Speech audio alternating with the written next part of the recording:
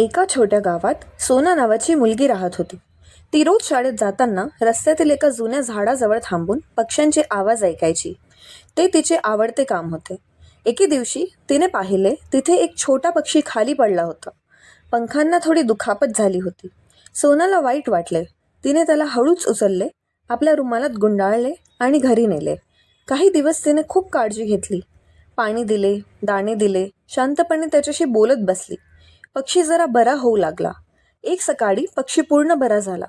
सोनाने दरवाजा उघडला आणि म्हणाली, जा, तुझा आकाश तुझी वाट पाहत आहे. पक्षी उडून झाडावर बसला, पण लगेच परत आला आणि सोनाच्या हातावर बसला. सोनाच्या डोळ्यात मात्र अश्रू आले. तिने त्याचे लाड करून पुन्हा आकाशात उडवून दिले. ती म्हणाली, रोज भेटायला ये, पण मी तुला पिंजऱ्यात किंवा घरात बंदिस्त ठेवू शकत नाही. पक्षी पण तिची भाषा समजला आणि आकाशात मनसोक्त उडू लागला आणि सोनाला भेटायलाही येऊ लागला. कशी वाटली कथा? आवडल्यास लाईक करा.